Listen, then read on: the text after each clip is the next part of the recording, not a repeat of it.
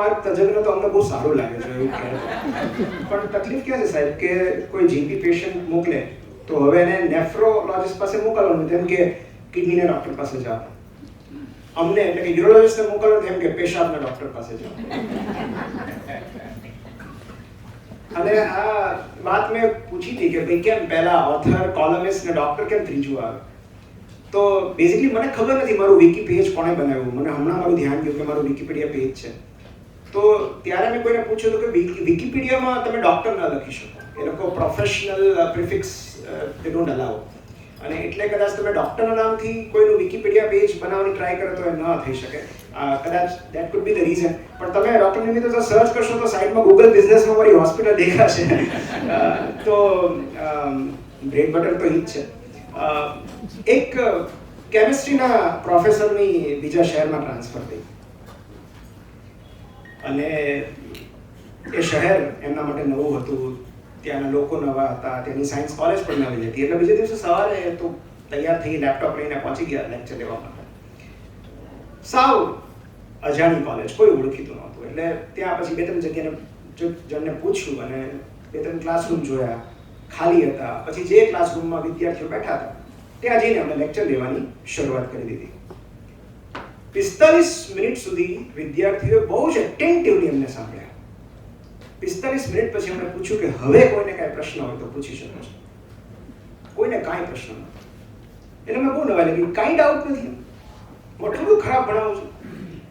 એટલે એક છોકરાએ હળવેથી કીધું કે સાહેબ તમે કેમિસ્ટ્રી બહુ સરસ ભણાવો છો, પણ પ્રોબ્લેમ એ છે કે ક્લાસ ફિઝિક્સમાં. એટલે પ્રોફેસર ગુસ્સે થઈ ગયા, ફિઝિક્સનો ક્લાસ છે તો તમારે મને પહેલા કેવું જોઈએ ને, તમે પહેલા ક્યાં હતા? તમે મને શરૂઆતમાં કીધું હોત તો ત્યાં જ અટકી જાત. એટલે છેલ્લી બેન્ચેથી એક વિદ્યાર્થીએ બહુ ગળગળા થઈને કહ્યું કે સર એમાં એવું છે કે તમે આટલી બધી તૈયારી કરીને બોલવા આવતા હો તો તમને ના ક્યાં પાડવી. હું પણ આ શહેરમાં પહેલી વાર આવું છું.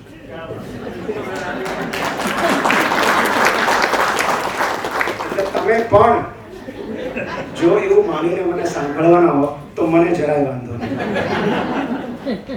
મેં એમને કહ્યું હતું કે અહીંયા બધા જ સ્માઈલ કરતા હશે, ખાલી તમે જ યુ રો સર્જન છો. એટલે વડોદરા સાથેનું મારું બહુ જ સ્પેશિયલ કનેક્શન છે. અહીંયા કેટલા બધા લોકો તો અહીંયા છે જે ઓળખીતા છે, ફેમિલી કહી શકાય એવા લોકો છે. કહી શકાય શું, ફેમિલી છે. કારણ કે હું બરોડાનો જમાઈ છું. મારી પત્ની રૂપાશી બિલોંગ્સ ટુ બરોડા. અને પણ જો કે હવે મેં મારા સસરાને ભાવનગર શિફ્ટ કરાવી દીધા છે. તો અને બીજું એ કે મારા પપ્પા એ એજીએમ તરીકે બેંક ઓફ બરોડામાંથી અહીંયાથી રિટાયર થયા અને એ છેલ્લા 4 વર્ષ અહીંયા હતા. તો હમણાં જો ઓપી રોડ પરથી અમે યુટર્ન લઈને આવ્યા તો ઓપી રોડ પર એક બોબ હાઉસમાં એમને બહુ સરસ ઘર હતું જેની સાથે મને બહુ જ ઇમોશનલ એટેચમેન્ટ હતું. તો અને ઇનફેક્ટ એક સિક્રેટ શેર કરું છું કે મને બરોડામાં મારે સેટલ થવું હતું. હું પુણેથી જ્યારે યુરોની રેસિડેન્સી કરીને આવ્યો ત્યારે I was looking for a job. અને ત્યારે પપ્પા અહીંયા રહેતા તો હું પુણેથી સીધો અહીંયા જ આવ્યો હતો. અને મને આમ અહીંયા આવું ને તો મને પુના જેવી ફીલ આવે. મને પુના બહુ જ ગમે. તો મને એવી ફીલ આવે કે હું પુનામાં આવી ગયો તો મારે અહીંયા સેટલ થવું. અને એકચ્યુઅલી મેં ફેસબુકમાં મારું સિટી પણ ચેન્જ કરી નાખ્યું હતું. લિવ્સ ઇન પુણેમાંથી લિવ્સ ઇન વડોદરા. તો મારો એક અહીંયા ફ્રેન્ડ છે ડૉક્ટર આકાશ પરમાર, ઓર્થોપેડિક છે. એનો મને ફોન આવ્યો કે તું બરોડા ક્યારે સેટલ થયો? મેં તો હમણાં જસ્ટ. પણ ત્યારે મેં 2-3 જગ્યાએ તપાસ કરી અને ત્યારે મને ભાવનગર સ્ટર્લિંગમાંથી ફોન આવ્યો ઘનશ્યામ ગુસાણીનો કે ત્યારે અમારે ફૂલ ટાઈમ હીરોની જરૂર છે, તમે એકવાર આવો તો ખરા સેન્ટર જોવા. અને પેલું વતનનું જે હતું બધું એ બધું બાળપણ ને ઉછેર ને એ બધું નિશાળ ત્યાંના રસ્તાઓ, તો એ એક જે ખેંચાણ હતું એ અગેન મને ભાવનગર લઈ ગયું. અને એ રીતે મેં ભાવનગર સ્ટર્લિંગમાં જોબ શરૂ કરી. પછી તો ધીરે ધીરે બધું ત્યાં ડેવલપ થતું ગયું. હવે તો હોસ્પિટલ પણ ત્યાં એસ્ટાબ્લિશ થઈ ગઈ છે. પણ એ સૌથી આજની તારીખે મને કોઈ બરોડા બોલાવે તો જ્યારે સર મને ફોન કર્યો I said immediately said yes કે હું આવીશ બરોડા. તો મારા માસા અહીંયા છે, મારા કાકા અહીંયા છે, રાહુલ કાકા. તો બરોડા સાથે બહુ જ તીવ્ર ભાવનાત્મક લગાવથી જોડાયેલો રહું છું. મેં સરને પૂછ્યું કે મારે શું બોલવું જોઈએ, મારે શું કહેવું, કયો સબ્જેક્ટ, મેન્ટલ હેલ્થ કહું આ. પછી મને એમ થયું કે ચિંતન, કેટલું સરસ નામ છે, ચિંતન ક્લબ. તો મેં કીધું આપણે ચિંતન ને ધ્યાનની વાતો કરીએ થોડી ઘણી. અને મેં એમને થોડો ઓડિયન્સનો ફીડબેક લીધો હતો, એટલે હું આ બોલવાની હિંમત કરી શકું છું, આ સબ્જેક્ટ લેવાની હિંમત કરી શકું છું. એક બહુ સુંદર ઝેન કથાથી હું વાતની શરૂઆત કરું છું કે એકવાર એવું થયું કે આશ્રમમાં નવા પ્રવેશેલા એક બહુ જુનિયર મોન્ક જે સાધુ બનવા આવે, એક શિષ્યને એમ થયું કે યાર આ બધું શું મેડિટેશન છે, ધ્યાન, એની કરતાં કંઈક એવું કરીએ કે આપણો વટ પાડી દઈએ. એટલે એને કોઈ એવી વિદ્યા શીખવી હતી જે યુનિક હોય, રેર હોય. એટલે કે મારે પાણી પર ચાલતા શીખવું છે. એને 3-4 જણને પૂછ્યું કે આ ક્યાં, કોણ શીખવાડે. પછી કોઈએ કીધું કે છે ને તિબેટમાં એક યોગી છે, એ બહુ બધી વિદ્યાઓ જાણે છે, બહુ બધા રહસ્યો જાણે છે, એટલે તમે ત્યાં જાઓ. એટલે પેલા ભાઈ ઉપડ્યા તિબેટ, અને તિબેટમાં ખૂબ બધી મુશ્કેલીઓ પછી, ખૂબ બધા સંઘર્ષો પછી ફાઇનલી તેઓ એ યોગી પાસે પહોંચ્યા. યોગી એકદમ ધ્યાનમાં મેડિટેટ કરતા હતા. અને ત્યાં જઈને અમને કહ્યું કે મારે કંઈક શીખવું છે, મારે પાણી પર ચાલતા શીખવું છે. એટલે પહેલાં એ કીધું કે ભાઈ જો મને કાંઈ આવડતું નથી, ખાલી મારી આંખો બંધ છે એટલું જ, પણ મારે કોઈ એવા રહસ્યો મને ખબર નથી, કોઈ એવી વિદ્યા હું જાણતો નથી, હું શાંતિથી બેઠો છું. તો કે ના, તમે જ્યાં સુધી મને નહીં શીખવાડો ત્યાં સુધી હું અહીંથી જવાનું નથી. એટલે 2-3 દિવસ પછી પેલા યોગીને એમ થયું કે આ અહીંથી નહીં જાય. ત્યારે યોગી એક દિવસ એને કીધું કે ચલો આજે હવે હું તને એક વિદ્યા શીખવીશ, હું તને એક મંત્ર આપું છું, એ મંત્રનો જાપ તારે 3 દિવસ તારે કરવાનો છે, 4થા દિવસે તને પાણી પર ચાલતા આવડી જશે. એમ કહીને એક મંત્ર આપ્યો. તો કે આટલું સિમ્પલ ના હોય કે આ મંત્ર તો તિબેટમાં બધાને ખબર છે, તો બધા ના પાણી પર ચાલતા. તો કે ના, એવું નથી. આ મંત્ર નું ઉચ્ચારણ કરવાની એક શરત છે. શરત એટલી છે કે આ મંત્રનું ઉચ્ચારણ કરતી વખતે 5 મિનિટ સુધી તારા મનમાં એકવાર પણ વાંદરાનો વિચાર ના આવવો જોઈએ. એટલે પેલો કે તમે, હું કઈ ગાંડો છું, આજ સુધી કોઈ દિવસ મેં વાંદરાનો વિચાર નથી કર્યો, હવે શું કામ કરું? એમ કરીને મંત્ર લઈને થોડે દૂર જઈને આંખો બંધ કરીને મંત્ર ઉચ્ચારવા માટે બે. જેવો મંત્રનો જાપ શરૂ કર્યો એટલે પહેલો વાંદરો દેખાણો. પછી કે નહીં, મારે વાંદરા વિશે નથી વિચારવું. થોડી વાર થઈ ત્યાં 2 વાંદરા દેખાયા. ધીમે ધીમે કરતા 2 ના 5, 5 ના 10, 10 ના 20, આજુબાજુ વાંદરા જ વાંદરા. અને એને ખબર ન પડી કે સડનલી આવું કેમ થયું. 2 દિવસ, બીજે દિવસે મેં પાછું ટ્રાય કર્યું કે હું નાહી લો, કદાચ આ વાંદરા નીકળી જાય મારા મનમાંથી.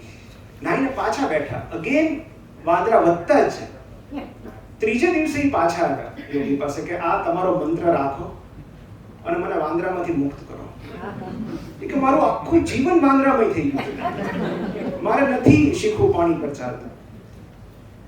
તો આ કેમ થયું? અને એકચ્યુઅલી બહુ બધાએ કહેલી આ સૂફી સ્ટોરી છે, બીકોઝ આ એક્ઝેક્ટલી આપણા મનને રિપ્રેઝેન્ટ કરે છે કે આપણા મનમાં ભાગાકાર કે બાદબાકી નથી થતા, સરવાળા અને ગુણાકાર જ થાય છે. તો જે થોટ, જે ઇમોશન આપણે સપ્રેસ કરવાની ટ્રાય કરીએ છીએ એ મલ્ટીપ્લાય થતું જાય છે.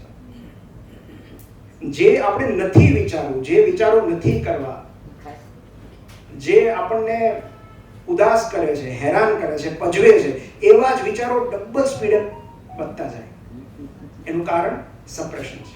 આજે આપણે એ વાત કરવી છે, પણ એ પહેલા મનનો મોનોલોગ શું છે અને ક્યાંથી આવે? We live in our heads. અને પહેલા, હવે નવો સ્ટડીમાં થોડા ફેરફારો છે, પણ જૂનું સ્ટડી એવું કહેતું કે સરેરાશ માણસ દિવસમાં એના મનમાં 70,000 વિચારો કરે છે. હવે નવું સ્ટડી એમ કહે છે 6,200 છે. થોડુંક એ લોકોએ આપણને રાહત આપી છે, પણ 6,200 વિચારો પર ડે. અને એમાંથી મોટા ભાગના છે, મોર ધેન 90% બિનજરૂરી છે, ઇનવોલન્ટરી છે. તો થિંકિંગ ઇઝ નોટ બેડ. આપણે કે વિચારોમાં શું પ્રોબ્લેમ છે, પણ અને એકચ્યુઅલી વિચારી શકવાની ક્ષમતા તો આપણને પ્રાણીઓથી અલગ કરે છે. But there is a difference between voluntary thinking and involuntary thinking. જે નથી કરવા, જે નથી ગમતા, એ જે વિચારો છે એ involuntary thinking છે. There is a difference between intentional thinking and compulsive thinking.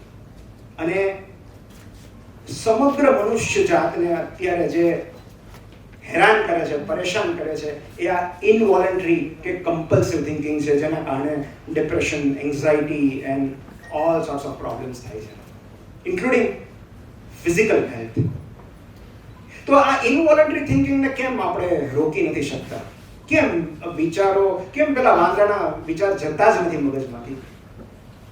કશુંક આપણે ન વિચારવાનો પ્રયત્ન કરીએ તેમ છતાં કેમ આપણને એ વિચાર આવી જ જાય છે? અસલામતી, ડર, એવરીથિંગ. તો એનું કારણ આપણી ઉત્ક્રાંતિમાં રહેલું છે. આપણે હોમોસેપિયન્સની હિસ્ટ્રી જોઈએ તો આપણે લગભગ એક મનુષ્ય તરીકે આ પૃથ્વી પર 2 લાખ વર્ષોથી છીએ, અને એમાંથી 1,90,000 વર્ષો સુધી આપણે હન્ટર ગેધરર્સ હતા, એટલે કે આદિમાનવ જેવું જીવન જીવતા. તો જે સિવિલાઇઝેશન થયું છે એ છેલ્લા 10,000 વર્ષોમાં થયું છે, કે બહુ આઘું નથી. તો કઈ રીતે શરૂઆત થઈ કે આપણે એક નદી કિનારે સ્થાયી થયા? સૌથી પહેલા આપણે કૃષિ ઉત્પાદન કર્યું અને પશુપાલન. આઈ થિંક આ 2 આપણે ક્રોપ્સ ડેવલપ કર્યા અને પશુપાલન કર્યું, અને ગાય, ભેંસ, બકરી આપણે એનું પાળતા થયા, અને એટલે આપણે ફૂડ માટે ભટકવું ન પડ્યું, આપણે સ્થાયી થઈ શકે એક જગ્યાએ. અને એકચ્યુઅલ સિવિલાઇઝેશન તો છેલ્લા 5,000 વર્ષોમાં થયું છે.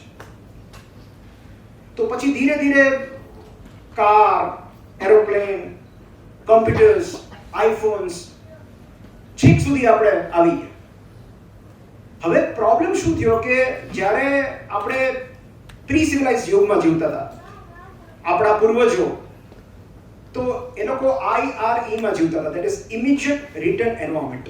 એટલે કે જે કઈ નિર્ણયો હતા એ વર્તમાન ક્ષણમાં લેવાતા, તાત્કાલિક. ભૂખ લાગી છે, અત્યારે મારી સામે જે ફળ છે એ ખાઈ લો, જે મળે છે એ ખાઈ લો, કારણ કે પછી કદાચ નહીં મળે. એટલે ફ્યુચર પ્લાનિંગ જેવું કશું હતું જ નહીં.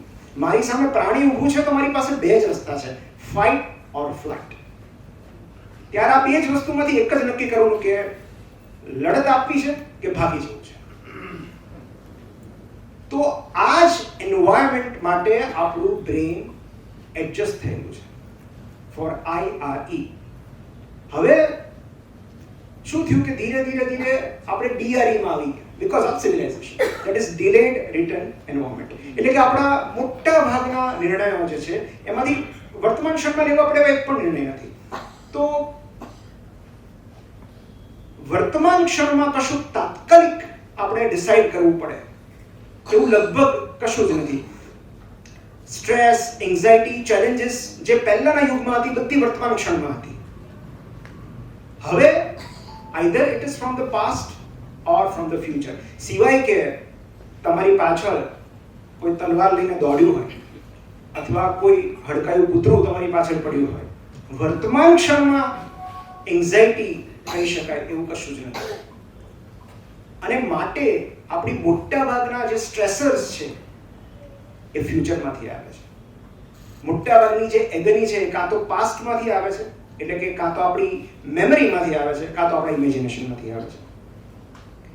તો આપણે વર્તમાન ક્ષણમાં નથી જીવી શકતા એનું કારણ છે કે ઉત્ક્રાંતિની યાદો સાચવીને બેઠેલું આપણું subconscious mind, because A survival માટે ટેવાયેલું છે. અને એટલે જ જે આપણું માઇન્ડ હજી પ્રિમિટિવ છે. આપણે શહેરો સિવિલાઇઝ કરી દીધા છે, શરીર સિવિલાઇઝ થઈ ગયું છે, ઘણું બધું આપણે મોડર્નાઇઝ કરી દીધું છે, પણ ખાલી એક જ વસ્તુ પ્રિમિટિવ રહી ગઈ છે, ને છે આપણું મન. એ હજી આદિમાનવ યુગમાં જ જીવે છે, એ જ વાતાવરણમાં જીવવા માટે ટેવાયેલું છે, અને માટે એ આપણને વાતે વાતે ડરાવે છે, ચિંતા કરાવે છે. અને એટલે એ અવસ્થાને DMN કહેવાય છે, that is default mode network. શું છે આ DMN? અને અત્યારે પણ આપણે અનુભવી રહ્યા છીએ. તમે ઓબ્ઝર્વ કરજો કે સતત એક અવાજ આપણા મનમાં ચાલતો હોય છે, જે આપણે દરરોજ એક્સપિરિયન્સ કરતા હોઈએ છીએ. એ અવાજ સેલ્ફ ક્રિટિકલ હોય છે, જજમેન્ટલ હોય છે, એ આપણને ઇન્સિક્યોર ફીલ કરાવે છે, ડરાવે છે, ફિયર ઓફ ફેલિયર કરાવે છે. જેમ કે મેં નવું શર્ટ પહેર્યું, અરીસા સામે જાઓ, યાર નિમિતામાં બરાબર નથી લાગતો, ફાન દેખાય છે તારી. કંઈ પણ તમે કરવા જોજો, આમાં પ્રોબ્લેમ થશે, આ રિસ્ક રહેલું છે, લોકો હસશે તારા પર. તે આવું કીધું, સો સ્ટુપિડ. આ તક તો ગઈ હાથમાંથી. સો આ જે ઇનર વોઇસ છે, જે ઇનર ડાયલોગ છે, એ ઓલવેઝ સેલ્ફ સેબોટેજ કરવાનો છે, સેલ્ફ ક્રિટિકલ છે. હું સ્ટુપિડ લાગુ છું, મારામાં આટલી સેન્સ નથી, હું વર્થલેસ છું. તો આ જે મનનો મોનોલોગ છે, આ આપણો ઇનર ડાયલોગ છે અને દરેકમાં રહેલો છે. પણ the real trick is to recognise it, કે આપણી અંદર ચાલી રહેલા આ અવાજને જે ક્ષણે આપણે ઓળખીએ છીએ એ ક્ષણે આપણે એની સાથે ડિસઆઇડેન્ટિફાઈ થઈ શકીએ છીએ. એ ઓલવેઝ નેગિંગ હોવાનો છે આ અવાજ. ઈસ્ટર્ન ટ્રેડિશનમાં એને મંકી માઇન્ડ કહેવાય છે. કોઈ એક જગ્યાએ સ્થિર ના થઈ શકે, એક ડાળીએથી બીજે ડાળીએ, એટલે એક જગ્યાએથી બીજી જગ્યાએ. સાયન્સમાં એને DMM કહેવાય છે. અને આ એટલા માટે થાય છે કારણ કે આપણું બ્રેઇન સતત દરેક ક્ષણે આપણને સર્વાઈવ કરવા માટે એક્ટિવ હોય છે. મગજનો જે ભાગ, જેને એમિગડેલા કહેવાય છે, જે ફ્લાઇટ ઓર ફાઇટ રિએક્શન માટે જવાબદાર હોય છે, એ સતત આપણને હેરાન કરે છે. બેઝિકલી આપણે વર્તમાન ક્ષણમાં નથી હોતા એવી દરેક અવસ્થામાં આપણું ડિફોલ્ટ મોડ નેટવર્ક એક્ટિવ હોય છે. અને આ DMM ને કારણે જ anxiety, depression, all sorts of mental health problems and physical health problems થાય છે. અને એનો એકમાત્ર એન્ટીડોટ, કારણ કે આ DMM ડિફોલ્ટ મોડ નેટવર્ક ને તો સંશોધકો વર્ષોથી ભણતા આવ્યા છે, રિસર્ચ થતું રહ્યું છે, પણ હવે એવો ખ્યાલ આવ્યો છે કે એનો એકમાત્ર એન્ટીડોટ મેડિટેશન છે. એ સિવાય તમે ડિફોલ્ટ મોડ નેટવર્કને રિવર્સ કરી શકો એ પોસિબલ જ નથી. હા, એવું બને કદાચ કે આજથી 5-10,000 વર્ષો પછી આપણું મન સિવિલાઇઝ થાય અને આપણે વર્તમાન ક્ષણમાં જીવતા શીખીએ. પણ ત્યાં સુધી અત્યારે આપણે બેઠા છીએ, કાલ ઓફિસમાં મીટિંગ છે, રાત્રે ઘરે જઈને શું બનાવવાનું છે, ઓલી મને આમ કીધું. તો the real challenge is to be present in this moment. અને એટલે જ હું મારા દરેક લેક્ચરમાં કહેતો રહું છું ધ પાવર ઓફ નાવ પુસ્તકનું. ધ પાવર ઓફ નાવ એક એવું પુસ્તક છે જેણે મારી જિંદગી બદલી નાખી, કદાચ તમારી પણ બદલી શકે. અને હવે તો એનો ગુજરાતીમાં અનુવાદ પણ છે, શક્તિ વર્તમાનનો. તો એ ગુજરાતી અનુવાદ પણ એનો ઉપલબ્ધ છે. તો મેડિટેશન શીખવાડી શકાય એટલું બધું તો સમય નથી આપણી પાસે, પણ મારા માસા જીતેન્દ્રભાઈ પટવારી અને મારા માસી પ્રફુલ્લા માસી, એ લોકો તો વર્ષોથી મેડિટેશન પ્રેક્ટિસ કરી રહ્યા છે, શીખવાડી રહ્યા છે. હવે તો મારા માસાએ બહુ સુંદર પુસ્તક પણ લખ્યું છે, ચક્ર સંહિતા, અને મેડિટેશનના એ લોકો ઓનલાઈન ક્લાસીસ લે છે. તો બરોડામાં તમારે કોઈને શીખવું હોય તો એમની પાસેથી શીખી શકો. પણ મને મારા માસી અને માસા કેટલા વખતથી કહેતા હતા કે તું મેડિટેશન કર, તું આવ, પણ મને ક્યારેય એની જરૂરત નહોતી લાગતી. તો મારા જીવનના લોકડાઉન પહેલા 38 વર્ષો સુધી મને ક્યારે મેડિટેશનનું મહત્વ જ ન સમજાયું. કારણ કે હું કાયમ વિચારતો કે કોઈ એક જગ્યાએ શાંતિથી બેસીને આંખો બંધ કરીને લોકો એવું તો કયું સુખ પામી દે છે કે જે કોઈ પ્રવૃત્તિ કે કશાકની પ્રાપ્તિમાં નથી મળતું. મને મેડિટેશન કાયમ પરલોકમાંથી આવેલી કોઈ એલિયન અવસ્થા જેવું લાગતું. મને ઓલા ધ્યાનસ્થ અવસ્થામાં બેઠેલા યોગી જ દેખાય કે આ મારાથી નહીં થાય, અને એટલે હું એનાથી દૂર ભાગતો. તો એનું કારણ એ હતું કે મારા મનમાં મેડિટેશન વિશે ખૂબ બધી ગેરમાન્યતાઓ હતી, મિક્સ હતી. અને આપણે એને એટલું બધું આઈડિયલાઇઝ કરી દઈએ કે આપણને એમ થાય કે આપણાથી તો શક્ય જ નહીં થાય. અને જે દિવસે મેં મારી જાતે જ શરૂ કર્યું, કારણ કે મને એનું મહત્વ સમજાણું, તો જે દિવસે મેં એના વિશે વાંચ્યું, પછી વધારે વાંચ્યું, મને ખ્યાલ આવ્યો કે યાર આનો તો આ એક જ વસ્તુ દરેક પ્રોબ્લેમનું સોલ્યુશન છે. જે દિવસે મારા મનમાં મેડિટેશન વિશેની ગેરમાન્યતાઓ દૂર થઈ, હું એનો ફેન બની ગયો કે આ તો અદ્ભુત વસ્તુ છે. તો બેઝિકલી આપણે ઘણું બધું મેડિટેશન વિશેની ખોટી ઇન્ફોર્મેશન આપણી પાસે હોય છે, જેમ કે મેડિટેશન એટલે થોટલેસનેસ, કે વિચાર શૂન્યતા, એક કે વિચાર ના આવવો જોઈએ. મેડિટેશન કરીએ એટલે નેગેટિવ વિચારો તરત દૂર થઈ જવા જોઈએ, અથવા આવવા જ ન જોઈએ. એની માટે કોઈ ચોક્કસ સ્થળ, સમૂહની જરૂર પડે, કોઈ ગુરુની જરૂર પડે, તમારે કોઈ શિક્ષક જોઈએ, કોઈ વાતાવરણ જોઈએ, એવા વાઇબ્સ જોઈએ, એવું કશું જ નથી. હવે તો મેં શરૂઆત કરી હતી, એ એન્ડ્રોઈડ એપ અવેલેબલ છે તમારા ફોનમાં, CALM કામ અને બીજી હેડસ્પેસ. આ બે એપ તમે ડાઉનલોડ કરો, ગાઈડેડ મેડિટેશન ઇયરફોન્સ વડે તમે અહીંયા બેઠા કરી શકો છો. જે પુસ્તકનો આજની પૂર્તિમાં મેં ઉલ્લેખ કર્યો છે, જય શેટ્ટી દ્વારા લખાયેલા પુસ્તક થિંક લાઈક અ મોન્ક. જય શેટ્ટી એક એવા ડાયનામિક ઓથર છે કે હું એને ઇન્સ્ટા પર ફોલો કરું છું અને મને બહુ જ મજા આવે છે, હું બહુ એન્જોય કરું. તો એ જીવનના કેટલા વર્ષો સાધુ અવસ્થામાં રહ્યા, સાધુતામાં ચાલ્યા ગયા હતા અને પછી સાંસારિક જીવનમાં પાછા ફર્યા. હવે તો ફેમિલી છે એમને, પણ ત્યારના અનુભવો એ શેર કરે છે અને એ મેડિટેશનના બહુ મોટા પ્રણેતા છે. અને આજનું યુથને જે રીતે મેડિટેશન કરાવે છે કે તમે જીન્સ પહેરીને કારમાં મેડિટેશન કરી શકો છો. તમે 2 મિનિટથી શરૂઆત કરો. શું કામ 20 મિનિટ, 1 કલાક? તમે 2 મિનિટથી સ્ટાર્ટ તો કરો. તો આ જે કંઈ ગેરમાન્યતાઓ છે એ એકવાર દૂર થાય છે, પછી આપણે એની નજીક પહોંચીએ છીએ. અને જે મનુષ્ય શ્વાસ લઈ શકે છે એ દરેક મેડિટેશન કરી શકે છે, કારણ કે એની શરૂઆત બ્રીધિંગથી થાય છે. સો અલ્ટિમેટલી મને તો એ ધ્યાન શબ્દ બહુ ગમે છે. ધ્યાન આપવું, વિચારોને ધ્યાન આપવું, લાગણીઓને ધ્યાન આપવું, શ્વાસને ધ્યાન આપવું. તો વિપશ્યના જેને કહે છે, એ વિપશ્યનાનું મૂળ પશ્ય ધાતુ પરથી આવેલું છે. પશ્ય એટલે ટુ સી, ટુ ઓબ્ઝર્વ, અવલોકન કરવું. તો જ્યારે આપણે આપણા બ્રીધિંગ પર ફોકસ કરીએ છીએ ત્યારે એ એમને જગ્યા કરી આપજો ને પાછળથી. હા.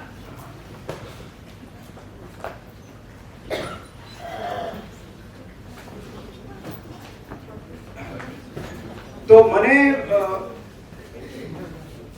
કદાચ એની માટે આપણે સેપરેટ એક સેશન રાખવું પડે, પણ મને 2 એના સૌથી ઉપયોગી પાસા જે મને લાગ્યા છે, એક છે માઇન્ડફુલનેસ. તો માઇન્ડફુલનેસ એ કે વર્તમાન ક્ષણમાં જ રહેવું, એની જે પ્રેક્ટિસ છે, એની જે તાલીમ છે, એ મેડિટેશન છે. એ માઇન્ડફુલનેસ શીખવે છે. અને બીજું છે non attachment with our thoughts, to get disidentified with our thoughts and emotions. જે કાંઈ અહીંયા ચાલી રહ્યું છે એ રેડિયો છે, એ રેડિયોને સાચવવાની જરૂર નથી, એ રેડિયો પર ભરોસો કરવાની જરૂર નથી. અહીંથી મને અત્યારે વિચાર આવે કે ભાવનગર પાછા ફરતા મારી ગાડીનું એક્સિડન્ટ થઈ જશે, એવો વિચાર આવે તો હું ઇન્ટેન્શનલી બોલું છું, because I am getting disidentified with my thought. એ ફક્ત વિચાર છે and I am not my thought. એ જે કોઈ વિચાર આવે છે એને પૂરા સાક્ષી ભાવ સાથે તમે ઓબ્ઝર્વ કરો. પ્રોબ્લેમ શું થાય છે, હાય પછી શું થશે? સો આપણે ઇમિડિયેટલી એ વિચારને સત્ય માની લઈએ છીએ. તો when you get disidentified with your thoughts and emotions, life becomes very easy.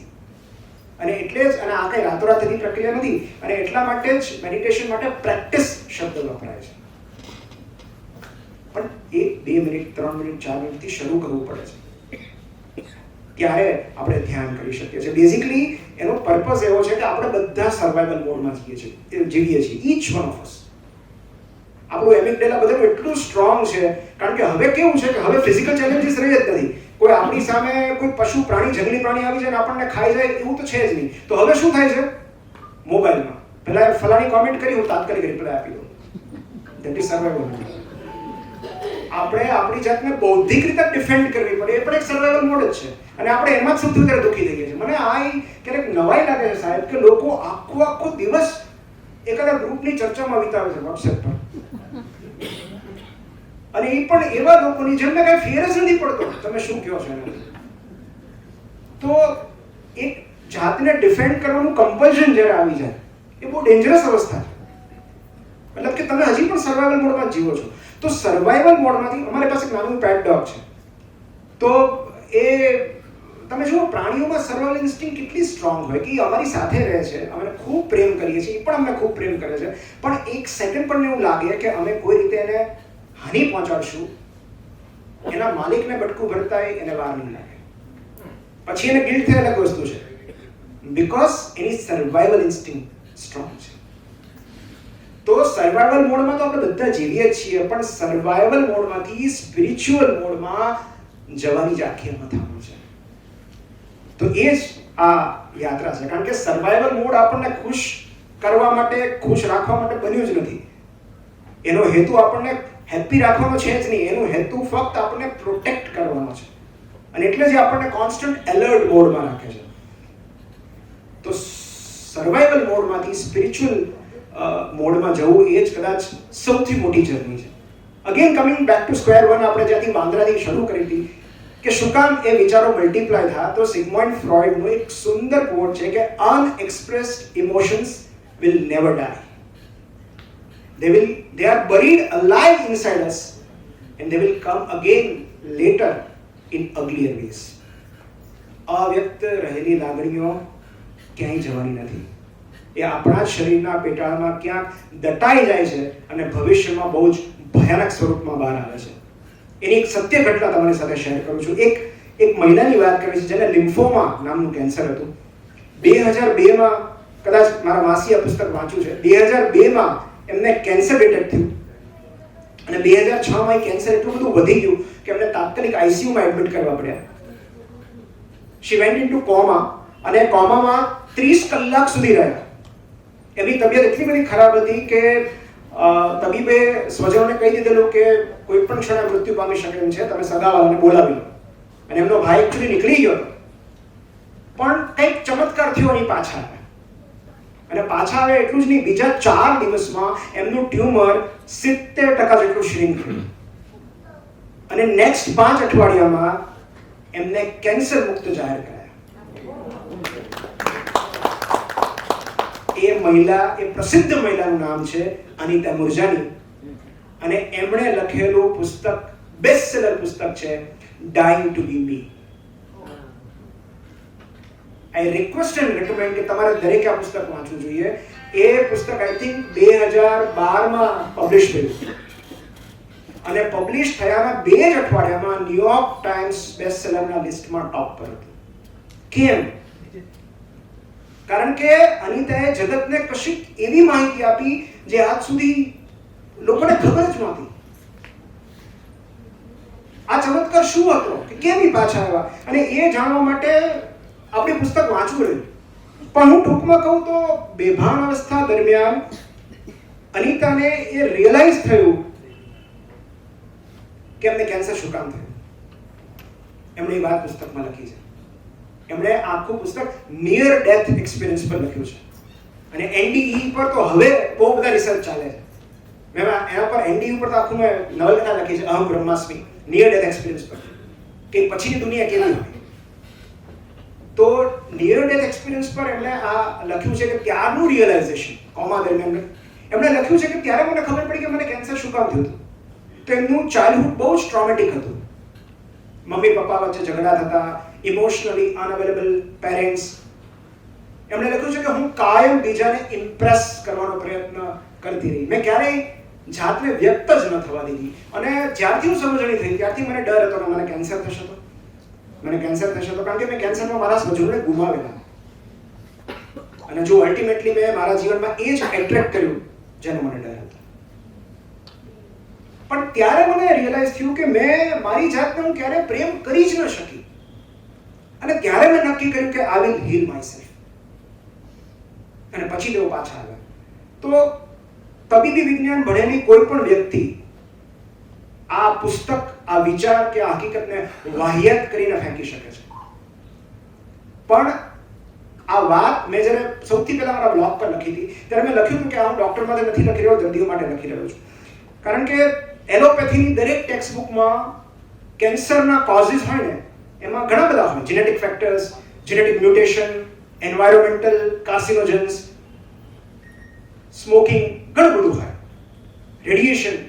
પણ એમાં એક કોઝ લખેલું હોય છે ઇડિયોપેથિક.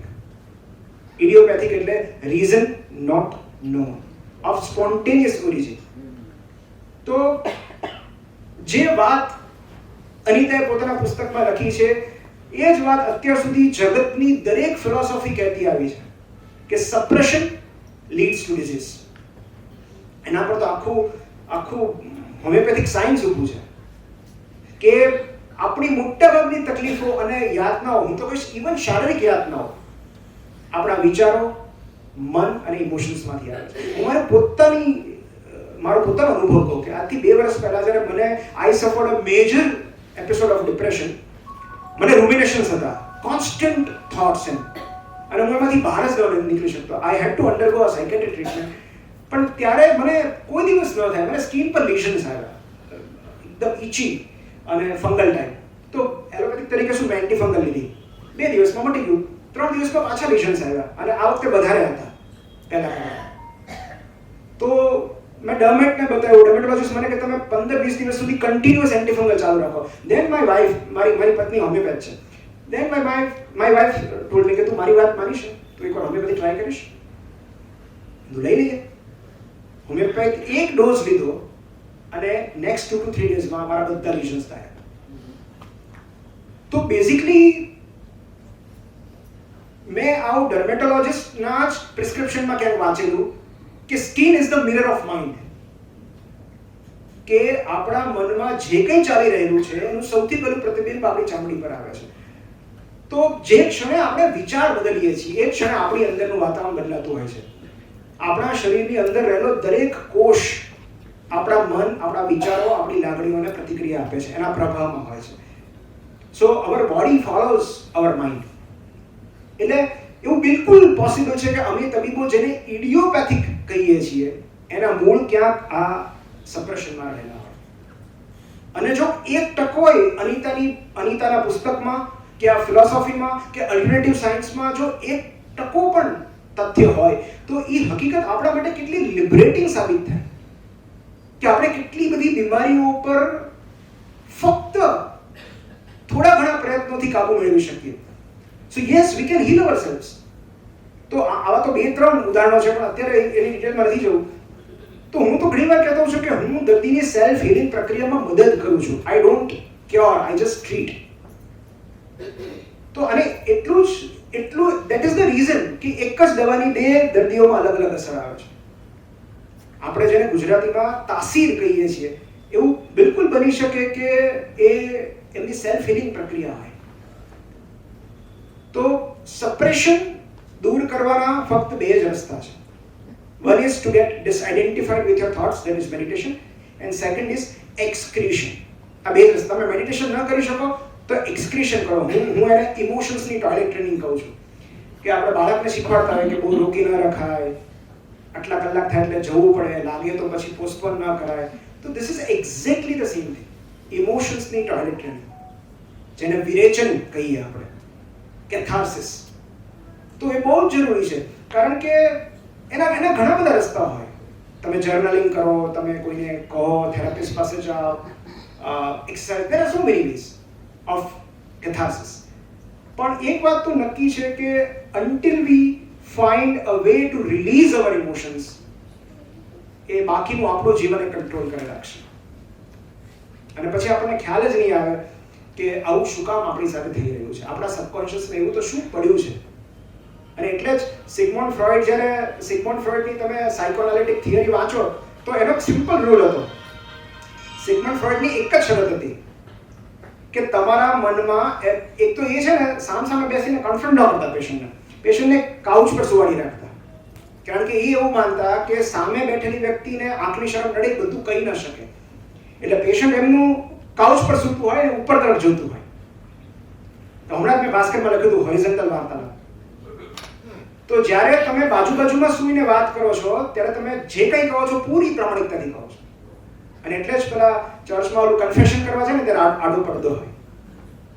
એટલે આપણને વ્યક્તિની હાજરીની જરૂર છે, પણ એમની આંખોની જરૂર નથી, કારણ કે આંખો જજમેન્ટલ હોય છે, કાન નહીં.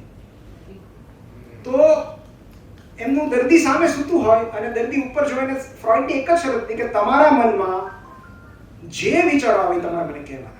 ભલે ગમે એટલા એમ્બેરેસિંગ હોય, ગમે એટલા તમને ડરાવે, તમને એવું લાગે શરમ આવે છે, નથી કહી શકાતું, તેમ છતાં તમારે કહેવાનું. કારણ કે that is the fundamental role of psychotherapy. જે મનમાં આવે એ કહો. આપણી પાસે કોઈ સિગ્મન્ડ ફ્રોઈડ નથી, એટલે આપણી પાસે જે સાયકોએનાલિસ્ટ છે એ આપણા પ્રિયજનો છે. આ તો વેસ્ટર્ન વર્લ્ડમાં એવો કન્સેપ્ટ છે કે તમે થેરાપિસ્ટ પાસે જાઓ, કારણ કે ત્યાં એ લોકોને કોઈ ટ્રસ્ટેડ પાર્ટનર જ નથી કે જેને આ બધું કહી શકે. કાલ સવારે બીજાનો બોયફ્રેન્ડ થઈ જશે તો બધાના સિક્રેટ્સ લીક થઈ જશે. આપણી પાસે તો ફેમિલી મેમ્બર્સ જ એટલા છે કે એમાંથી એક જણ તો એવું મળે ને કે જેને તમે તમારી બધી વાત કહી શકો. અને કોઈ ન મળે તો રેકોર્ડ કરી લો. હવે મને જર્નલિંગ કરવાનો કંટાળો આવે છે, ક્યાં બધું લખવું, રેકોર્ડ કરી લો, ડિલીટ કરી નાખો. સો દેર આર, અને દરેક માટે અલગ અલગ રસ્તાઓ કામ કરે છે એક્સક્રીશનમાં. પણ આ ઇમોશનલ એક્સક્રીશન આ બહુ જરૂરી છે. Otherwise if you suppress it, એકવાર સબકોન્શિયસમાં દટાઈ ગયું પછી યુ નેવર નો કે કયા સ્વરૂપમાં ક્યારે બહાર આવશે. અને પછી આપણે કોઈ એટલા બધા અનિતા મૂરજાની જેટલા લકી નથી કે આપણને કોમા વખતે રિયલાઇઝ થાય કે ઓ આ કારણથી થયું હતું and we can reverse that.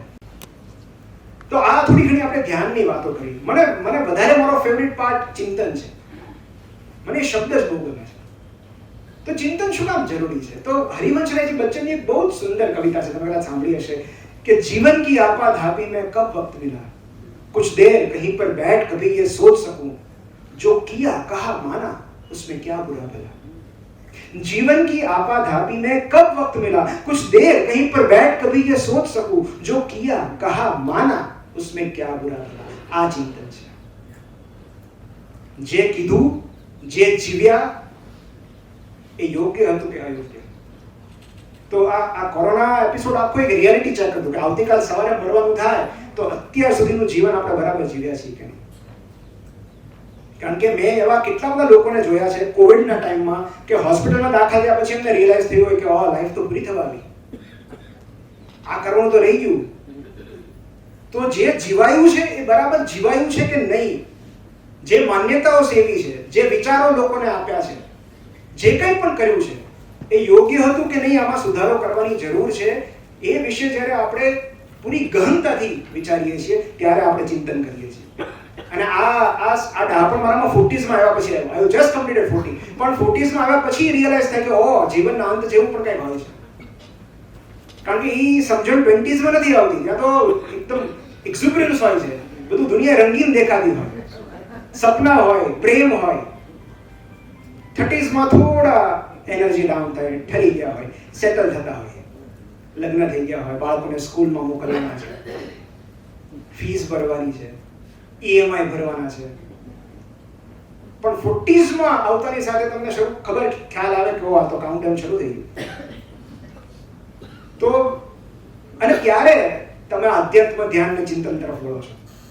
તો બાળકના જેમ ડેવલપમેન્ટલ માઇલસ્ટોન્સ હોય કે અમુક વર્ષ થાય એટલે ચાલતા શીખી જવું જોઈએ, બોલતા શીખી જવું જોઈએ, આટલા દાંત આવી જવા જોઈએ, એમ હું એને ઇવોલ્યુશનરી કે સ્પિરિચ્યુઅલ માઇલસ્ટોન્સ કહું છું. એટલે 40s માં પ્રવેશ્યા પછી જો આપણામાં ધ્યાન કે ચિંતન ન ઉગે તો એવું કહી શકાય કે આપણા સ્પિરિચ્યુઅલ માઇલસ્ટોન્સ થોડા ડિલેડ છે.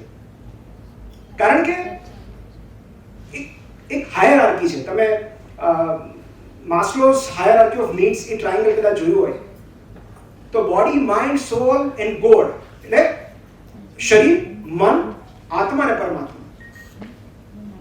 અને આ હાયરાર્કી આપણે ફોલો કરવી પડે છે, આપણે એને બાયપાસ નથી કરી શકતા. એકવાર સ્વામી વિવેકાનંદ યુએસમાં એક પ્રવચન આપવા ગયા અને યુએસમાંથી એક જણે અમેરિકાને કીધું હતું કે તમે આ બધું ભાષણ અમને શું કામ આપો છો, તમે ભારતમાં જઈને કહો ને. ત્યારે વિવેકાનંદે અદ્ભુત જવાબ આપ્યો હતો. એમણે કહ્યું કે આ વાત હું ભારતમાં ન કહી શકું કારણ કે ભારતની મોટા ભાગની પ્રજા ભૂખી છે. એમની સામે આ ભગવાનની આ સાક્ષાત્કારની વાતો કરતા મને શરમ આવે છે. એમને સાક્ષાત્કારની નહીં, એમને રોટલાની જરૂર છે, એમને અન્નની જરૂર છે.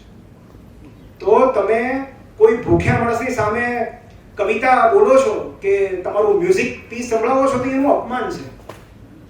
પહેલા એને રોટલાની જરૂર છે. તો થર્સ્ટ, હંગર, સેક્સ, સિક્યોરિટી, આ બધી તો પાયાની જરૂરિયાતો છે, બોડીલી નીડ્સ છે. અને આ ફૂલફિલ થાય પછી તમે જે તમારા બૌદ્ધિક ઓર્ગેઝમમાં પ્રવેશો છો, ઇન્ટેલેક્ચ્યુઅલ ઓર્ગેઝમ, જેમાં પુસ્તકો આવે, કવિતાઓ આવે, પેઇન્ટિંગ્સ આવે, એ બધું તમે મોજ તમને ખબર પડે કે ખાલી શારીરિક ઇન્દ્રિયોથી નહીં, આ તો માનસિકથી પણ મજા આવે છે. પછી તમે મેડિટેશનમાં પ્રવેશ કરી શકો. અને જ્યારે તમે મેડિટેટ કરતા હો, જ્યારે તમે પ્રેક્ટિસ કરો, પછી તમે પ્રે કરી શકો. તો this is the sequence.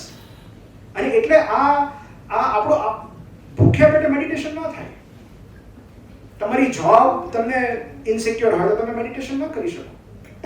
So first જે આ હાયરાર્કી છે એ ફૂલફિલ થવી જોઈએ અને પછી ધીરે ધીરે આપણે ઉપર પહોંચી શકીએ. અને આ રિફ્લેક્શનને લગતી જે બહુ સુંદર વાત હમણાં અનાયાસે જ બની ગઈ કે એક થોડા સમય પહેલા મારા ઇનબોક્સમાં એક મેસેજ આવ્યો. મારા સાહેબ છે ગુજરાતીના, મને સ્કૂલમાં ગુજરાતી ભણાવતા. એ હજી સુધી તમે જો શિક્ષકનો સ્વભાવ કેવો હોય સાહેબ, શિક્ષક એને મને ગુજરાતી સાહિત્ય તરફ વાળે.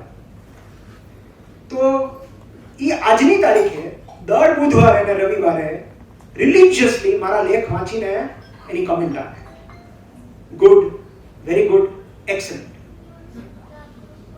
તો હજી મને માર્ક્સ મળે અને કદાચ એકાદ દિવસ આમ તેમ થાય, પણ આજ સુધીમાં એક પણ દિવસ એવો નથી બન્યો, મારો એક પણ લેખ કે જે વાંચીને એમનો પ્રતિભાવ ન આવ્યો. તો એ સાહેબ સાથે હજી હું સંપર્કમાં છું. એમનો મને મેસેજ આવ્યો કે એક ઇંગ્લિશ કવિતા હતી કે મને આનો ગુજરાતી ભાવાનુવાદ કરી. અને એ સાહેબ એટલે વિક્રમ ભટ્ટ. હવે વિક્રમ સાહેબ એટલે જેને મારા જેવા કેટલાય વિદ્યાર્થીઓને ગુજરાતી સાહિત્ય તરફ વાળ્યા. એટલે શિક્ષકો બે પ્રકારના હોય, એક જે પાઠ્યપુસ્તકોમાં જ રહે એ ખાલી શિક્ષક, અને બીજા એ જે સાહિત્ય તરફ વાળે એને હું કેળવણીકાર કહીશ. તો એ કવિતા મેં વાંચી અને પહેલા 2-3 વાંચનમાં મને કંઈ ખાસ ન લાગી. એટલે આ મને શું કામ મોકલી સાહેબે? 3જા, 4થા, 5મા પઠન વખતે ધીમે ધીમે એ ધારદાર બનતી ગઈ અને પછી તો એવી જોરથી અહીંયા વાગી કે રોડા બેઠા થઈ ગયા. એવું લાગ્યું કે નિરાતની ચાદર ઓઢીને સૂતેલા જીવને કોઈએ લાત મારીને જગાડી દીધો. અને મેં સાહેબને કીધું સાહેબ આનું હું કરીશ ભાવાનુવાદ અને હું બધા સાથે શેર કરીશ. અને પછી મેં અજવાળાના ઓટોગ્રાફમાં ભાસ્કરમાં એનો અનુવાદ મૂક્યો હતો.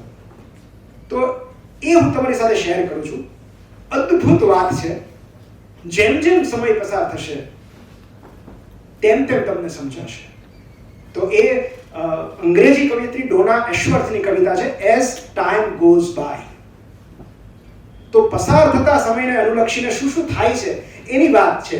એનો એક નાનકડો, કારણ કે આમાં બધું જીવન આમાં આવી જાય છે કે જેમ જેમ સમય પસાર થશે તેમ તેમ તમને સમજાશે કે ઈંટ પથ્થરોના જે સમૂહને તમે ઘર સમજી બેઠા છો એ મુકામ પરથી ધીમે ધીમે તમારી પકડ ઢીલી થઈ ગઈ છે. અને તમને રિયલાઇઝ થશે કે ઘર એ કોઈ સ્થળ નથી, અવસ્થા છે. એ પકડને ઢીલી થવા દો. જેમ જેમ સમય પસાર થશે તેમ તેમ તમને તમારી જાત વધુ સ્પષ્ટ દેખાવા લાગશે.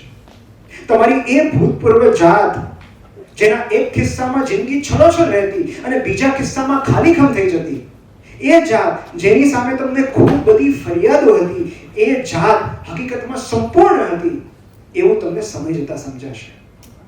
એ સમજણ ધીમે ધીમે વિકસવા દો. જેમ જેમ સમય પસાર થશે તેમ તેમ તમને સૂક્ષ્મ અને સામાન્ય લાગતી ક્ષણો વિરાટ લાગતી જશે અને વિરાટ લાગતી બાબતો સામાન્ય. ચાલવું, દોડવું એ તો બધું સામાન્ય કહેવાય, પણ એ એક સ્ટ્રોકનો હુમલો આવે પછી ખબર પડે કે અહીંથી ઊભા થઈને ત્યાં પહોંચવું તો કેટલી મોટી વિરાટ ઉપલબ્ધિ છે.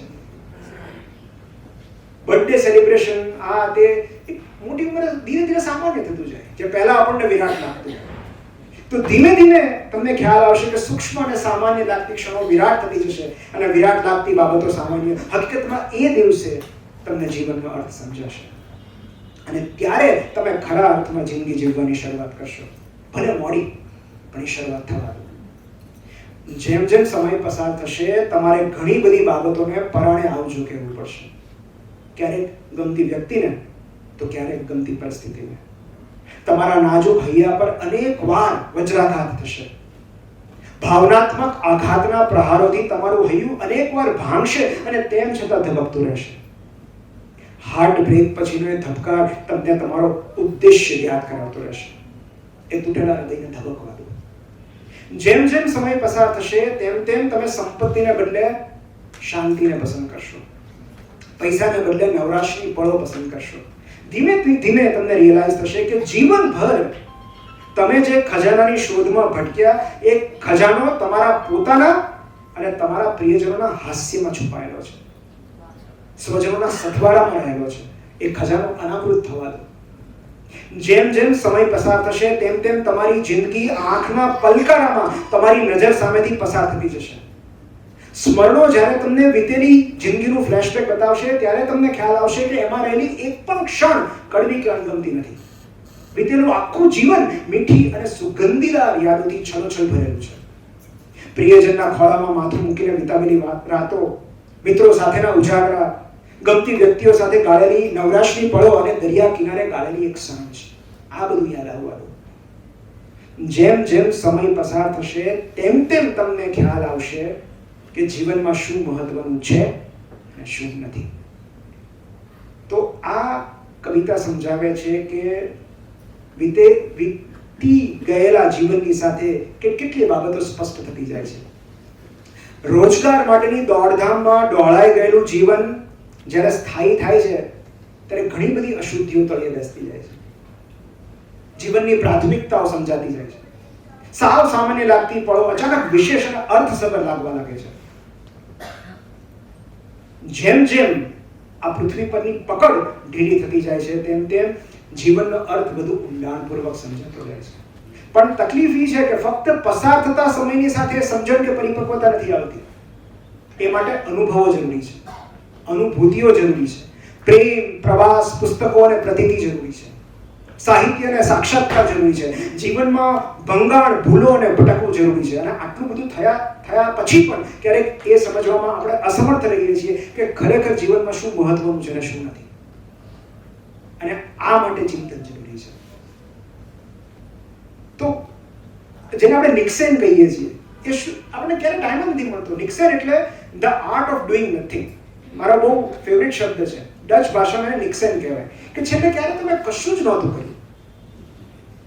કોન્સ્ટન્ટલી આપણું એટેન્શન કશાકમાં ઇન્વેસ્ટેડ હોય છે. આપણે સતત કશાકમાં બિઝી હોઈએ છીએ અને માટે આપણને ચિંતન માટેનો સમય નથી મળતો.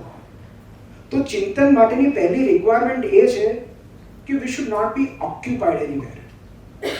અને મને એટલે જ કદાચ લખવું વધારે ગમે છે કારણ કે લખતી વખતે આપોઆપ ચિંતન થઈ જ જતું હોય છે. વિચાર્યા વગર તમે કઈ રીતે લખી શકો? તો નિક્સેન જે છે કે છેલ્લે ક્યારે તમે કશું જ નહોતું કર્યું. કશું એટલે કશું જ નહીં. સોફા પર બેઠા બેઠા નેટફ્લિક્સની કોઈ સિરીઝ જોઈ હોય એવું પણ નહીં, વોટ્સએપ જોયા હોય, ફેસબુક એવું પણ નહીં, કોઈ સાથે વાત કરી હોય એવું પણ નહીં, મ્યુઝિક કશું નહીં એટલે કશું જ નહીં. આરામ ખુરશીમાં બેઠા અને રસ્તા પર થતી અવર જવરને જોયા કરવી, ફળિયાને તાક્યા કરવું, ભીતોને તાક્યા કરવી કે અગાસી પર જઈને બેસવું, પણ કશું જ ન કરવું. તો આ અવસ્થા જરૂરી છે કારણ કે ત્યારે જે આપણને રિયલાઇઝેશન થાય છે એ લાર્જર ધેન લાઈફ.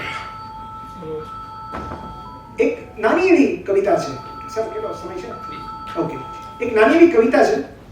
ચાઇનીઝ કવિ છે તાઓ યુઆનમિંગ.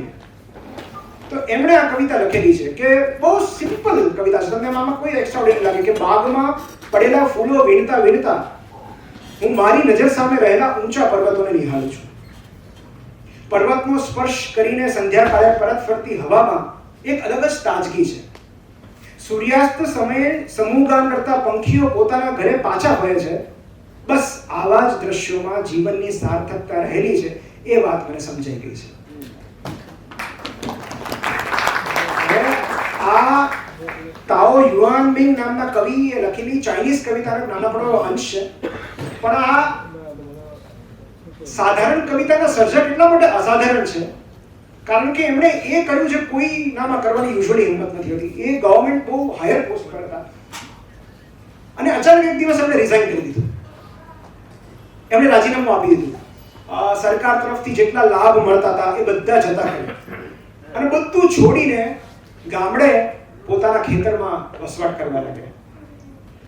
ખેતી કરતા, ગીતો ગાતા, કવિતાઓ લખતા અને ખુશ રહેતા. ત્યારે કોઈએ એવું કીધું કે ભાઈ કવિતાઓ લખવા માટે જોબ ન છોડાય, આટલી સિક્યોર જોબ આ ગીતો ગાવા માટે અને કવિતા કરવા માટે ન કરાય. ત્યારે આપણે બહુ સરસ જવાબ આપ્યો. એમણે કહ્યું હતું કે મારી આર્થિક સમૃદ્ધિ ઉપર મારી આધ્યાત્મિક સમૃદ્ધિએ વિજય મેળવ્યો છે.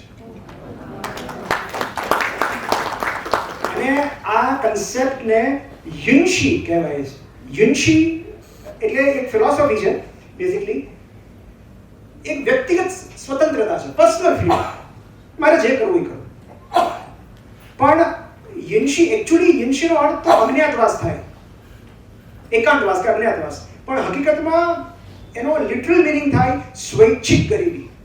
આપણે એટલે ગરીબી થોડી સ્વૈચ્છિક હોય, પણ સ્વૈચ્છિક ગરીબી.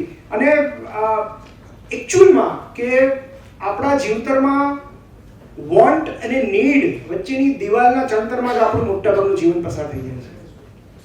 મતલબ જીવનની જરૂરિયાતોના કોથળામાંથી ઈચ્છાઓને અલગ કરવાનું કામ બહુ અઘરું હોય છે.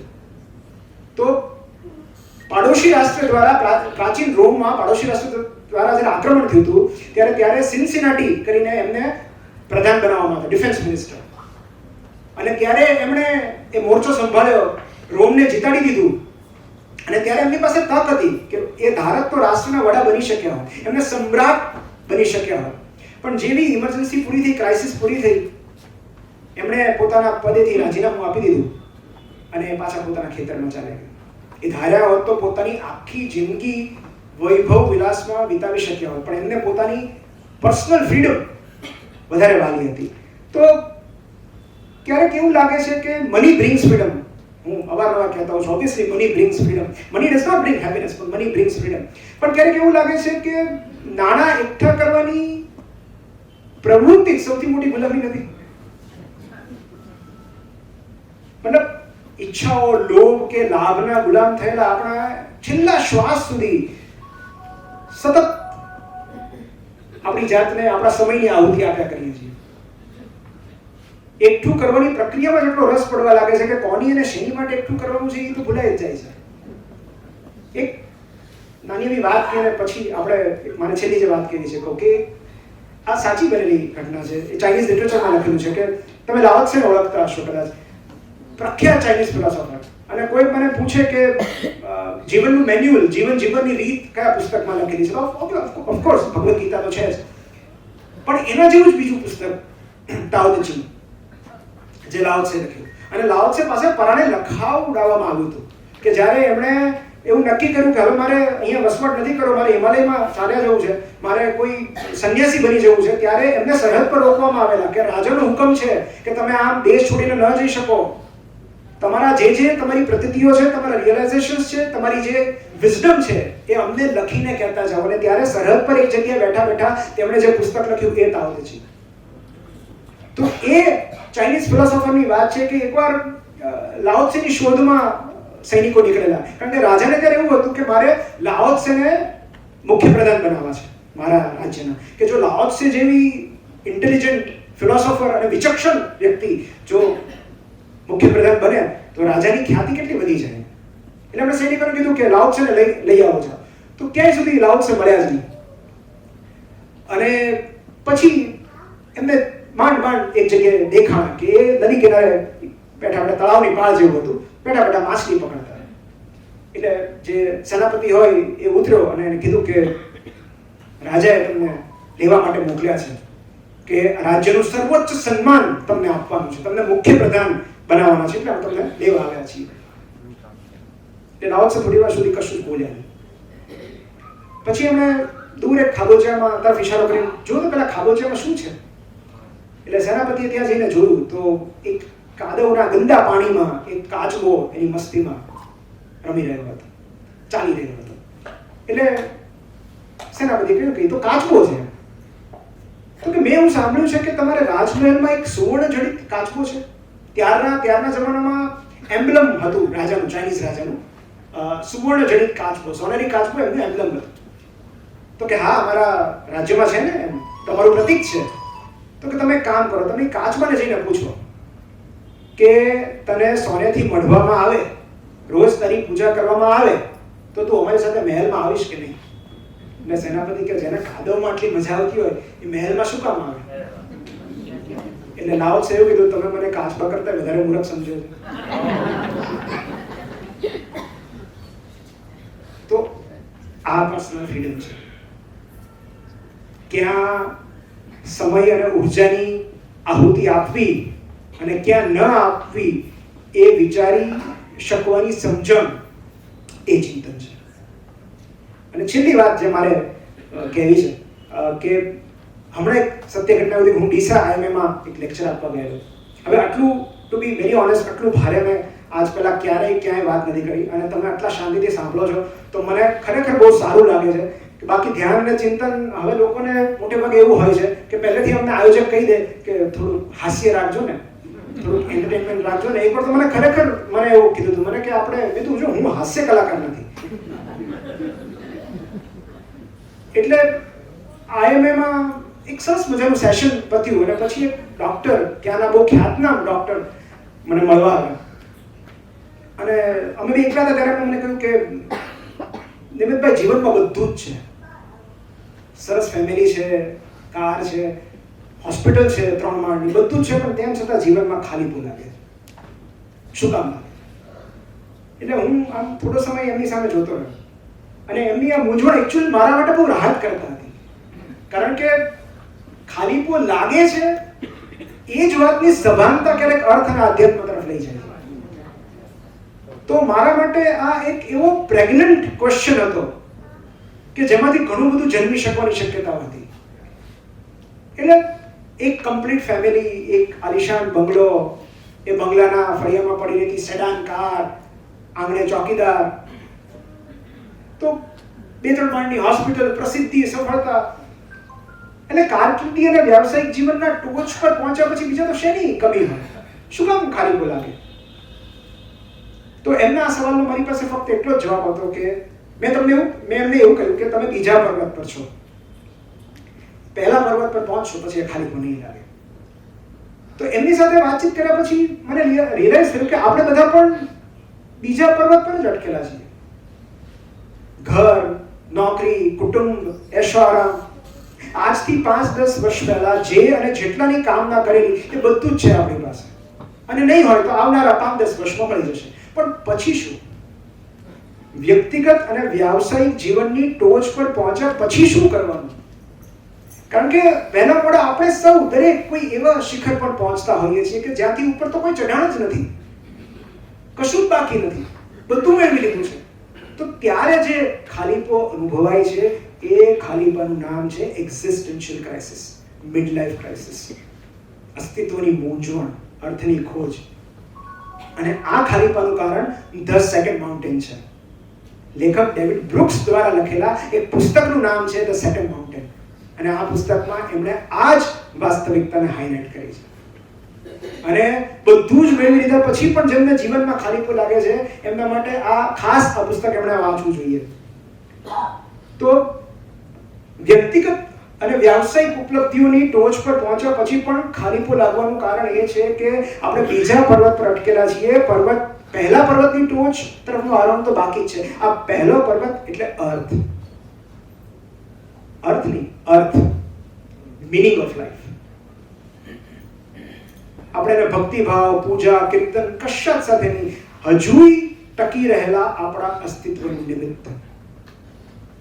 કારણ કે દરેકના જીવનની પહેલી ઇનિંગ્સ તો પામવા, કમાવા અને મેળવવામાં પસાર થઈ જાય છે અને આયુષ્યના ઇનિંગ્સ બ્રેક પછી મનુષ્ય 2 પ્રવાહમાં ફંટાય છે. એક એવા છે કે છેલ્લા શ્વાસ સુધી મેળવેલું બધું ભોગવ્યા કરે છે અને બીજા એવા જે પાછું આપવાની શરૂઆત કરે છે, બુદ્ધ સાહેબ જેવા. અને બસ અહીંથી પહેલા પર્વતનું ચઢાણ શરૂ થાય છે. કારણ કે અર્થ એક જ એવી બાબત છે જે ખરીદી નથી શકાતી, એ શોધવી પડે છે, એનું નિર્માણ કરવું પડે છે. તો પહેલો પર્વત ચડી રહેલા લોકો માટે હવે પ્રસિદ્ધિ, પૈસો કે જીવનનું ધ્યેય એટલે આ માટે મહત્વનું નથી. એમના માટે હેતુ મહત્વનો છે. અને એ તબક્કે સૌથી ધનવાન વ્યક્તિ એ જ છે જેની પાસે જીવતા રહેવાનું એક મજબૂત કારણ છે. પ્રસિદ્ધિ, પ્રશંસા, પુરસ્કાર કશાયની પરવા કર્યા વગર જે પ્રવૃત્તિ પૂરા ઉત્સાહ, આનંદ કે ખંતથી આપણે કરી શકીએ છીએ એ પ્રવૃત્તિ આપણને જીવવાનું બળ પૂરું પાડે છે. મેં એમને પૂછેલું કે એવું શું છે કે જેમાંથી તમને 1 પણ રૂપિયાનો ફાયદો નથી થતો અને છતાં તમે કરો છો? એ જવાબ ના આપી શક્યા. મેં કીધું આ કારણ છે ખાલીપો લાગવું. તો એને ઇકિગાઈ કહીએ કે મેન્સ સર્ચ ફોર મીનિંગ. હકીકત એ છે કે ખાલીખમ જીવતરને છલોછલ અને ધબકતું રાખવા માટે એક ઉદ્દેશ્યની જરૂર હોય છે. એક એવું નિમિત્ત જે આપણા અસ્તિત્વ કરતા વધારે વિશાળ હોય. કોઈ એક કલામાં ઓતપ્રોત થઈ જવું, આપણને આવડતું હોય એવું કશું અન્યને શીખવાડવું, કોઈ એકના જીવનમાં પરિવર્તન લાવવું, કોઈ જીવને રાહત આપી શકવી, કોઈ પશુ પક્ષી કે વૃક્ષ ઉછેરી શકવું. તો જીવનનો ખાલીપો ફક્ત બે જ બાબતો દૂર કરી શકે છે. એક છે નિજાનંદ અને બીજું છે પરોપકાર. તમે પરોપકાર ન કરો તોય વાંધો નહીં, તમે સ્વ ઉપકાર કરો, નિજાનંદમાં રહો તો એ સૌથી મોટી ભક્તિ છે. કારણ કે આ બે જ બાબતો આપણને પરમ તત્વની નજીક લઈ જાય છે, પહેલા પર્વતની ટોચ સુધી લઈ જાય છે. તો એક વિશ્વવિખ્યાત સ્પેનિશ ચિત્રકાર પાબ્લો પિકાસોનું એક અદ્ભુત વિધાન છે, The meaning of life is to find your gift and the purpose of life is to give it away.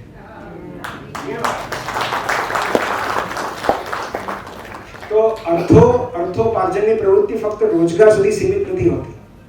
એમાં જીવનના અર્થનું ઉપાર્જન પણ બહુ જરૂરી હોય છે. એટલે આર્થિક ક્ષેત્રે વિકાસ કર્યા પછી જે અર્થના ક્ષેત્રમાં વિકાસ કરી શકે છે તેઓ પહેલા પર્વતની ટોચ સુધી પહોંચી શકે છે. અને બસ આ છેલ્લે હું એટલું જ કહીશ કે આ બીજા પર્વતથી પહેલા પર્વતની ટોચ સુધીની યાત્રા જ મહત્વની છે. આપણે ક્યાં પહોંચ્યા છીએ ઇવોલ્યુશનમાં, આપણે દરેક, કારણ કે બાળપણમાં ચોકલેટ માંગતા કોઈ બાળકથી લઈને કિસ માટે ભટકતા કોઈ યુવાનથી લઈને મેડિટેશન કરવા સુધી આપણે દરેક ઉત્ક્રાંતિના અલગ અલગ તબક્કામાં હોઈએ છીએ. આપણે કયા સ્ટેજમાં અરેસ્ટ થઈએ છીએ એ જ મહત્વનું છે. તો આ યાત્રા એટલા માટે મહત્વની છે કારણ કે જેટલો ખાલીપો અને સુનકાર બીજા પર્વતના શિખર પર રહેલો છે એના કરતા અનેક ગણો વધારે હાશકાર અને સંતોષ પહેલા પર્વતની તળેટીમાં રહેલો છે.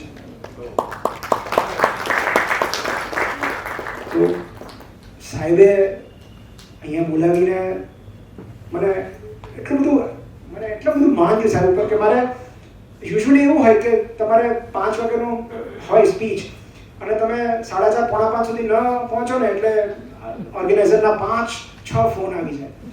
સાહેબે મને એક પણ ફોન નથી કર્યો. 4:55 મેં કીધું છે હું બહાર જ છું. તો બાકી વ્યૂ એક્સપિરિયન્સ કે લોકો એટલી બધી ટાઈમ એન્ઝાઇટી હોય છે લોકોને, પણ he has been so nice. અને એ ફક્ત એક તો એમની સેન્સ ઓફ હ્યુમર, તમને ખબર જ છે, મને હમણાં ખબર પડી, અમે પહેલી વાર મળ્યા ભાઈ હવે. અને થેન્ક યુ સો મચ કે સર કે મને આ બહાને મને તમને મળવાનો અવસર મળ્યો કે જે સુંદર પ્રવૃત્તિ તમે ચલાવી રહ્યા છો. તો આઈ એમ શ્યોર કે સિનિયર જુનિયર તમે જે કીધું, પણ સર પહેલા પર્વતના ચઢાણમાં તમે મારા કરતા અનેક ગણા આગળ છો. Thank you so much.